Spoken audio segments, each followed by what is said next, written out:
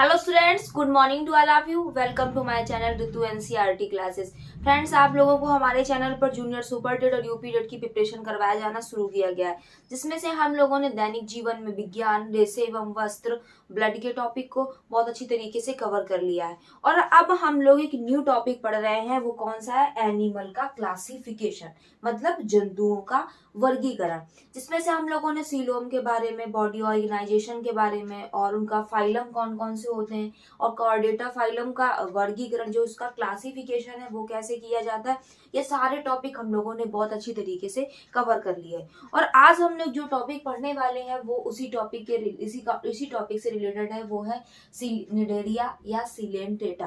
ठीक है, इसको क्या होता है? निडेरिया भी बोलते हैं, इसी को सिलेंट्रेटा भी बोलते हैं। ठीक, तो आइए शुरू करते हैं। वीडियो को शुरू करने से पहले आप लोगों से मेरा छोटा सा रिक्वेस्ट है, जिन लोगों ने हमारे चैनल को लाइक और सब्सक्राइब नहीं किया है वो लोग प्लीज लाइक और सब्सक्राइब कर दीजिएगा। ठीक, तो हमारा पहला इसमें इंपॉर्टेंट करेक्टर में से हमारा जो सारे एनिमल्स होते हैं वो कैसे होते हैं? मल्टी सेलुलर, मतलब बहुकोशिकीय होते हैं। अब इसके बाद में सिलियंट्रेटा टर्म किसने दिया था? वो ल्यूकार्ट ने दिया था। इसके बाद में निडेरिया टर्म किसने दिया था? वो हैस्चैक ने दिया था, क्योंकि उसके दो नाम है, एक निडेरिया एक सिलियंट्रेटा।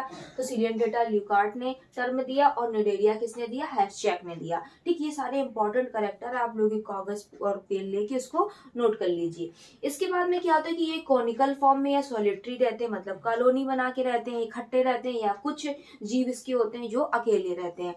सिलिंड्रेटा यूनिडेरिया फाइलम है, इसकी जो कैविटी होती है उसको सिलेंड्रॉन कहते हैं या गैस्ट्रोवेस्कुलर कैविटी कहते हैं। इसके बाद इसमें क्या होता है कि ब्लाइंड सैक प्लान पाया जाता है, मतलब इसमें एक ही ओपनिंग होती जो कि एनस का काम करती है, वही माउथ का काम करती है, मतलब उसी से खाया जाता है, उसी से वेस्ट मटेरियल बाहर निकाला जाता है, उसी को ही ब्लाइंड सैक बोलते हैं। ठीक है, तो इसमें ब्लाइंड सैक प्लान जो इसके फाइलम के जीव जैसे हाइड्रा हो गया, ऑरेलिया हो गया, ओबेलिया हो गया, तो इन सब में क्या होता है कि ब्लाइंड सैक प्लान पाया जाता है।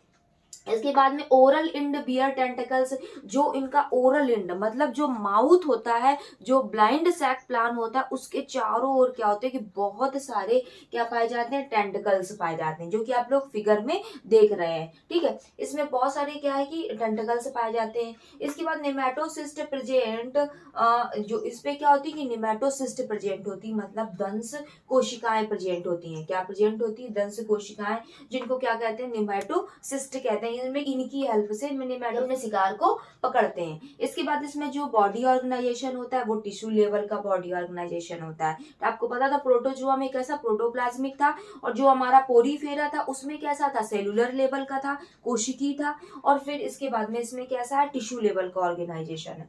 इसके बाद में क्या होता है? Aquatic, free living, fresh water, ये कैसे होते हैं? जलीय होते हैं, फ्री लिविंग होते हैं। और ज्यादातर ये कैसे होते हैं? मोस्टली ये मैराइन होते हैं, ज्यादातर ये समुद्र में पाए जाते हैं, जैसे कि हमारा पोरीफेरा में था। ज्यादातर एनिमल समुद्र में पाए जा रहे थे, मैराइन थे, बट एक था जो था वो फ्रेश वाटर स्पंज था। वो कौन सा था? आप लोग बताइए, वो कौन सा था? वो था हमारा स्पॉन्जिला। क्या था? स्पॉन्जिला। और उसी तरीके से यहाँ पर क्या है? एक फ्रेश वाटर का जो जीव है वो कौन सा है? हाइड्रा है।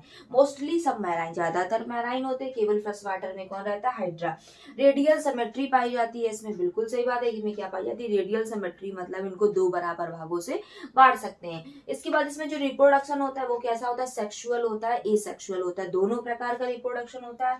तो हमें पता है कि जो सेक्सुअल होगा वो बाइगैमीट होगा, और जो हमारा ये होगा एसेक्सुअल होगा, बाई बडिंग होगा। ठीक, इसके बाद में क्या होता है कि स्किन की जो बॉडी होती है वो कैसी होती है? डिप्लोप्लास्टिक होती है। इसमें जो बाहरी हिस्सा होता है उसको एक्टोडर्म कहते हैं, जो भीतरी हिस्सा होता है उसको एंडोडर्म कहते हैं, सेम जैसे कि हमारा पोरीफेरा में था। और इसके बीच में क्या था? मीजोगिलिया था, जो कि जेली लाइक सब्सटेंस होता है।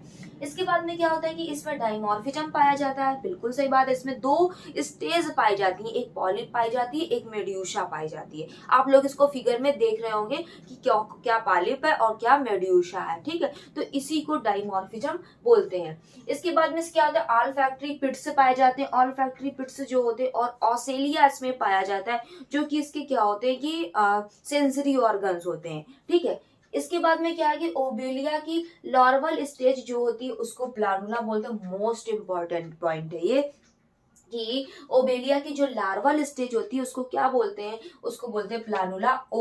पी, OP से याद रखेंगे, OP। ठीक है, तो ओबेलिया और प्लानुला इसका क्या होती है, लार्वल स्टेज होती है। ऑरेलिया की जो लार्वल स्टेज होती है वो क्या होती है, एफायरा होती है। एफायरा कह दो, इवायरा कह दो। ठीक है, तो यहाँ पर क्या होता है, ऑरेलिया की जो लार्वल स्टेज है वो कौन सी है, एफायरा है। इसके बाद ये भी मोस्ट इंपॉर्टेंट है। इसके बाद में माउथ टेंटिकल्स से घिरा रहता है, वो तो पहले ही बता चुकी। जो माउथ होता है, माउथ के चारों ओर बहुत सारे क्या लगे रहते हैं, टेंटिकल्स लगे रहते हैं, जो ऐसे ऐसे पानी में क्या करते रहते हैं, मूव करते रहते हैं। जिससे क्या होता है कि जो उनका भोज्य पदार्थ होता है, पानी हिलता है तो उस जो उसका भोज्य पदार्थ होता है, छोटे छोटे जो जीव होते हैं वो उनके अंदर आते रहते हैं। ठीक, तो इसी को क्या माउथ में क्या होते हैं, टेंटिकल्स से घिरा रहता है। इसके बाद इस फाइलम के जीवों में श्रम विभाजन पाया जाता है। इस फाइलम के जीवों में क्या पाया जाता है, श्रम विभाजन पाया जाता है। मतलब जो जीवों का काम होता है वो बटा बटा होता है। ठीक है, ये सारे इंपॉर्टेंट पॉइंट्स जितना कि हमारे एग्जाम में पूछा जा सकता है। ज्यादा पढ़ने से कुछ नहीं होगा, ये तो ऐसे तो बहुत सारा पढ़ना पड़ेगा, केवल जो इंपॉर्टेंट पॉइंट्स है हमको केवल उनको देखना है। ठीक, आई होप आप लोगों को वीडियो अच्छा लगा होगा। कल हम लोग टीनोफोरा के बारे में पढ़ेंगे, जो हमारा टीनोफोरा फाइलम है उसके बारे में पढ़ेंगे। ठीक, इसके अगर आप लोगों को हमारा वीडियो अच्छा लगा है तो हमारे चैनल को लाइक और सब्सक्राइब करिएगा, और आप लोगों को कोई भी डाउट रहता है तो आप लोग कमेंट जरूर करिएगा। Thank you.